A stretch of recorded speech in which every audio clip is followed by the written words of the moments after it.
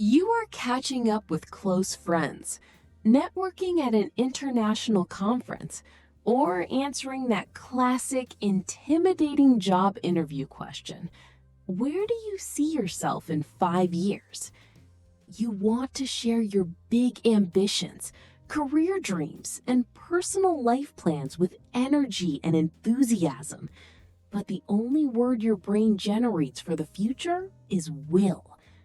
I will do this, I will move there, I will learn that. You hear yourself using will for every single sentence, making your English sound flat, overly formal, or strangely uncertain. It sounds almost like a robot reciting a weather forecast, rather than a passionate, driven person talking about a real, meaningful vision. It leaves you feeling as though your current English level cannot fully reflect your real intellect, drive, and personal ambitions. I want to reassure you right away that relying on will for every future thought is one of the most common habits among intermediate English learners. In natural, everyday English, native speakers actually use will far less than you might think when discussing personal goals or concrete career plans.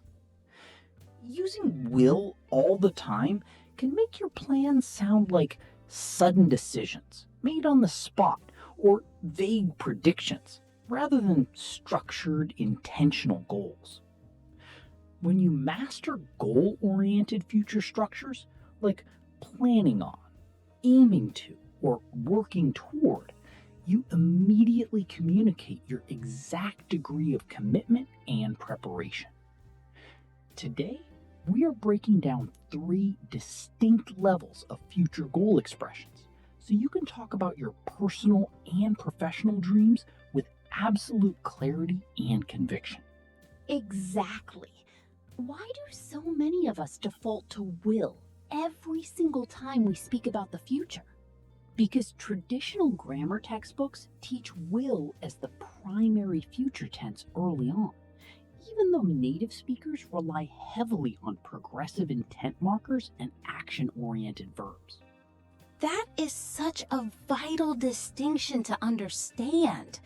In real-world communication, grammar choices carry emotional weight. Saying, "I will learn French," sounds like a distant, spontaneous promise. But saying, "I am currently planning on moving to France next year," sounds like a concrete action plan that is already in motion. When you use precise future structures, your listener immediately recognizes that you are organized, focused, proactive, and serious about your growth. Without these dynamic structures, your genuine career goals can easily sound like empty wishful thinking or unrealized dreams. Applied pragmatic research shows that using progressive goal markers directly increases how authority figures evaluate your leadership potential and executive presence. Terms like "I am working toward" or "I am aiming to" send a strong psychological signal that you are already taking active steps in the present moment to achieve your future outcome. Broadening your future vocabulary allows you to be realistic about long-term vision while remaining grounded and confident about your short-term steps. It transforms a basic grammar exercise into an inspiring, mature conversation about your life path. What are the 3 specific categories of talking about future goals that we are mastering in today's episode? Category 1 covers short-term action plans. Category 2 covers mid-term career intentions. And Category 3 covers long-term visionary dreams. Let us jump straight into category number 1, short-term action plans and immediate steps. Use these expressions when you have already made up your mind or taken initial active steps toward a specific outcome. Instead of overusing will, master phrases like I am planning on, I am set to, or I am currently working toward. For example, instead of saying I will start a new course soon, upgrade to I am currently planning on enrolling in an advanced marketing program next month. Notice how adding a specific timeline like next month combined with planning on creates an instant image of real commitment. That upgrade sounds clear, structured, and completely professional. Now, let us explore category number 2, midterm career intentions and strategic ambitions. Use these phrases when discussing career progression, skill acquisition, or personal habits you intend to build over the next 1 to 3 years. Master anchor phrases like I am aiming to, my primary focus is to, or I hope to establish. Instead of I will get a promotion, say my primary focus is to build expertise in project management so I can step into a leadership role. Those sound highly intentional without making unrealistic guarantees. What about category number 3? Category number 3 covers long-term visionary dreams and aspirational milestones. Yes! Use these expressions when sharing big life dreams, 5-year visions, or major life changes. Use inspiring, broad structures like I envision myself. Down the road, I would love to. Or ultimately, I aspire to. For example, you can say, ultimately, I aspire to launch my own business and lead an international remote team. Compare that to saying, I will have my own company. The phrase aspire to adds elegance, maturity, and deep passion. The difference in emotional impact and sophistication is night and day. Now, let us break down a crucial strategy for interviews and professional evaluations, the stepping stone strategy. When someone asks about your long-term plans, never state a distant goal in isolation.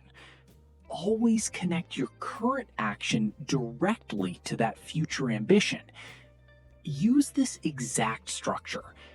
In the short term, I am focused on mastering X, which will serve as a stepping stone toward my ultimate goal of Y. This proves to your listener that you are not just a dreamer, but a strategic planner who executes every day. That strategy turns abstract ambitions into a logical step-by-step roadmap. How do these 3 categories sound in realistic daily conversations? Let us listen to 3 complete roleplay demonstrations: a casual conversation between friends, a formal job interview, and a project planning meeting with a colleague. Role play demonstration number 1. A casual coffee chat between 2 friends talking about personal goals for the upcoming year. Basic repetitive version. Next year, I will travel more. I will save money, and I will start going to the gym every week. Natural upgraded version. This coming year, I am planning on taking 2 major trips abroad. My primary focus is to save a set percentage of my income, and I am aiming to build a consistent fitness routine. Notice how dynamic, organized, and engaging the second version sounds. Now let us examine role play demonstration number 2. A high-stakes job interview where Ethan is asked about his 5-year career vision. Basic version. In 5 years, I will be a senior manager. I will lead a big team, and I will earn a higher salary. Professional upgraded version. Over the next few years, I am actively working toward deepening my technical skills. Short term, I am aiming to lead cross-functional projects, which will serve as a stepping stone toward my ultimate goal of directing regional operations. In the professional version, Ethan sounds like an executive with a clear strategic mindset. Finally, roleplay demonstration number 3, a project planning session where 2 colleagues discuss upcoming team goals. Basic version. We will launch the product in Q3. We will fix the bugs, and we will get more users. Dynamic workplace version. We are set to launch the beta version by Q3. Currently, our team is focusing on optimizing user feedback, which serves as a stepping stone toward building a seamless customer experience. What a massive transformation across all 3 settings. Simply swapping will for targeted intent phrases changes the entire tone. Now, how do you train your brain so you stop defaulting to will when speaking spontaneously under pressure? You need targeted micro drills to build muscle memory for these goal-oriented phrases. Exercise number 1 is the 3-timeline goal map. Take a piece of paper or open a note on your phone. Write down 1 immediate goal for this week using planning on, 1 midterm goal for this year using aiming to, and 1 long-term vision using aspire to. That organizes your thoughts and locks the targeted vocabulary directly into your daily personal life. Exercise number 2 is the will elimination recording drill. Set a timer on your phone for 60 seconds. Speak out loud about what you want your life to look like in 3 years without using the word will a single time. If you accidentally say will, simply pause, use a recovery phrase like, let me rephrase that, and replace it with aiming to or planning on. Practicing this drill for just 3 minutes a day will rewire your speech habits remarkably fast rewire. To help you master these future expressions and practice the stepping stone strategy, we created a comprehensive study guide for this episode. You can download your free practice guide using the link located in the video description and pinned comment below.